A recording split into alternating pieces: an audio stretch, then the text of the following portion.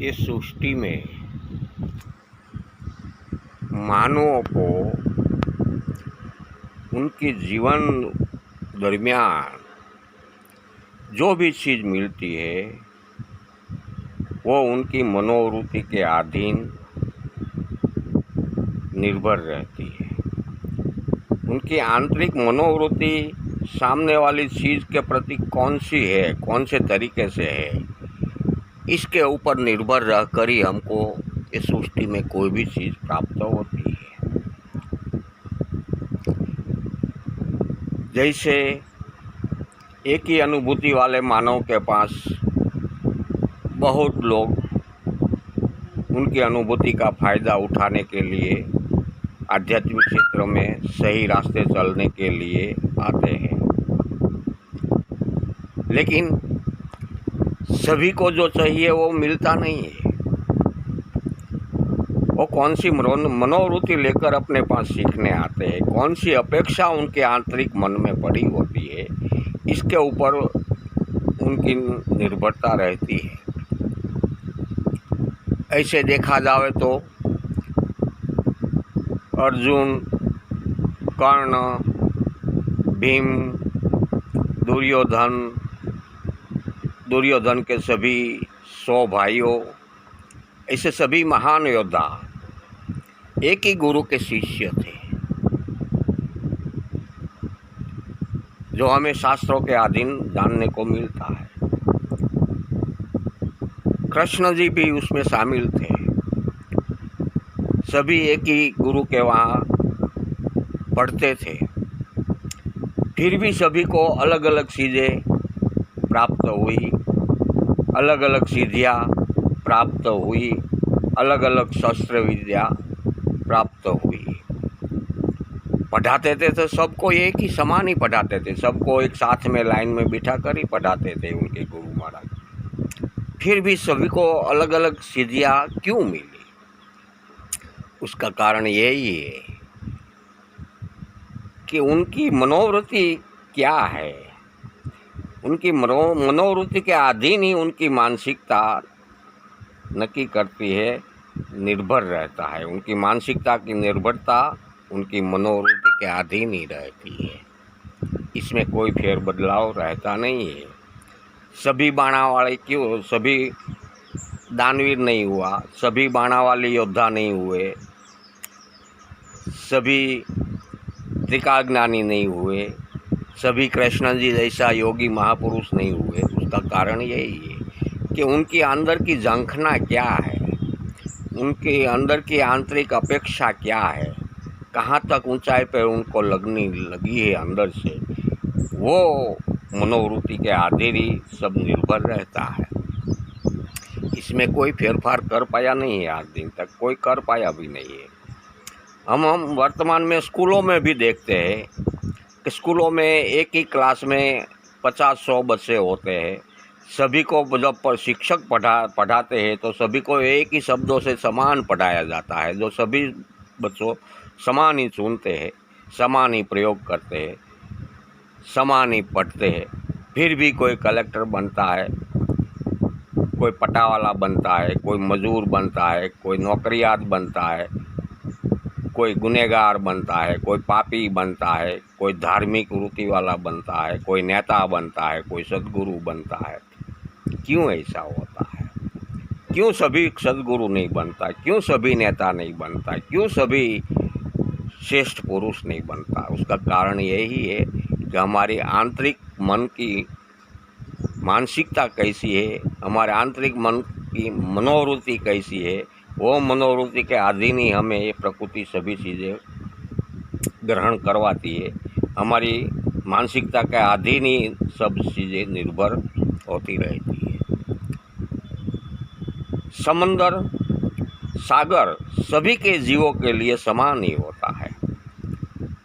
समंदर कभी किसी के पास कोई भी प्रकार का भेदभाव नहीं रखता है, लेकिन हम मानवों सागर से क्या चीज़ ग्रहण करते हैं वो हमारी मनोवृत्ति के अधीन होता है। मर्जीवा मानवों सागर के तळिए जाकर मोती ढूंढ लेते हैं। माछीमार मानवों पानी के ऊपर होड़ी तरा कर ही मछलियाँ पकड़कर अपना गुजारा चलाते हैं। अगरिया जो मीठा पकाने वाले खेडूत होते हैं, वो दरिया किनारे रहकर दरिया का पानी एकत्र करके नमक पकाकर अपनी आजीविका चलाते रहते हैं। कुछ में ऐसा भी मानव है कि दरिया का खारा पानी को शुद्ध करके मीठा पानी पीने लायक भी बना देते हैं। कुछ मानव ऐसा भी है कि दरिया के अंदर पेटाड़ में पड़ा हुआ खनिज तत्व ढूंढ लेता है, और बहुत मानव ऐसा भी है कि दरिया के पानी की मदद से बिजली भी पैदा करते हैं। इसी तरीके से हम मानवों की मनोवृत्ति, इसके प्रति कैसी है हमारी मनोवृत्ति, हमारी आंतरिक मानसिकता, इसके अधीन ही हमको कोई भी चीज़ प्राप्त होती है सृष्टि में। दरिया को मंथन करके ही देवों ने 14 रत्नों निकाले थे, हम सब भी जानते हैं। हमें क्या चाहिए ये हमारी मनोवृत्ति के ऊपर ही निर्भर रहता है। इसी के अधीन ही हमें सब कुछ मिलता रहता है। हमें सुख चाहिए कि दुख चाहिए, वो भी हमारा मन ही निश्चित करता है। हमारी मनोवृत्ति के अधीन ही हमको सुख मिलता है, हमको दुख मिलता है। इस सृष्टि में जो भी चीज़ हमें चाहिए,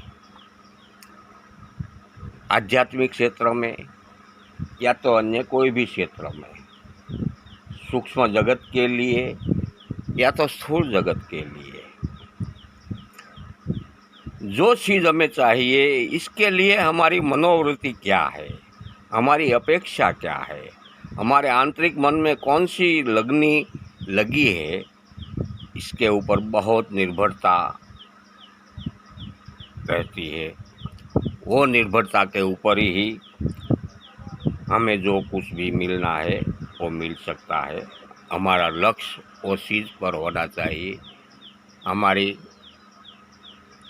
मानसिकता वो चीज़ को हासिल करने की लगनी होनी चाहिए, तभी हम जो हासिल करना चाहते हैं वो हासिल कर पाते हैं। इसके बिना, हमारी आंतरिक मन की लगनी बिना, हमारी मनोवृत्ति के बिना हम कोई भी चीज़ हासिल नहीं कर पाएंगे दुनिया में। इतिहासों में भी उसका दृष्टांत तो बहुत शामिल है। वैज्ञानिकों ने भी उसका दृष्टांत तो ये दुनिया में बहुत दिया है। ये सभी चीज़ें हासिल करने के लिए हमारे सामने बहुत दृष्टांतों के रूप में इतिहास भरा पड़ा है कि मनोवृत्ति के बिना, हमारी मानसिकता की आंतरिक लगनी के बिना, आंतरिक लक्ष्य के बिना हमें कुछ भी प्राप्त होने वाला नहीं है। और होगा तो भी वो दुखदायक होगा, कष्टदायक होगा, सुखदायक नहीं होगा। ये चौकस बात है। इसलिए हमारी मानसिकता, आंतरिक मनोवृत्ति हमेशा नेगेटिविटी से दूर रहकर पॉजिटिविटी वाली होनी चाहिए, साहसिक होनी चाहिए, अभ्यास वाली होनी चाहिए, प्रैक्टिस वाली होनी चाहिए।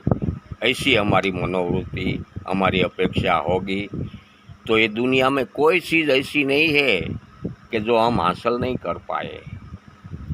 जो वैज्ञानिकों ने साबित कर दिया है कि कोई भी चीज़ ऐसी है दुनिया में नहीं है कि जो हम हासिल नहीं कर पाते मानव।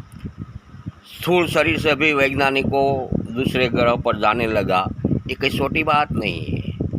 ये सबसे बड़ा, ये दुनिया के सामने मानवों को ये सबसे बड़ा उदाहरण है, दृष्टांत है कि मानव जो भी करना चाहते हैं वो कर सकते हैं, लेकिन उनकी आंतरिक मनोवृत्ति, अपेक्षा, लगनी, झंखना अवश्य होनी चाहिए। इसके बिना कुछ भी प्रयत्न करते भी मिलने वाला नहीं है। इस सृष्टि का सबसे बड़ा यही रहस्य है, हमारा आंतरिक मन का, हमारी मनोवृत्ति का।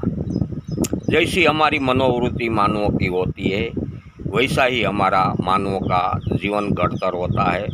जीवन में हमारी ऐसी ही मनोवृत्ति के अधीन ही हमारे जीवन के साथ सभी घटनाएं बनती है, सभी सुख दुख आता है, इसके ऊपर ही सभी चीज़ें निर्भर है।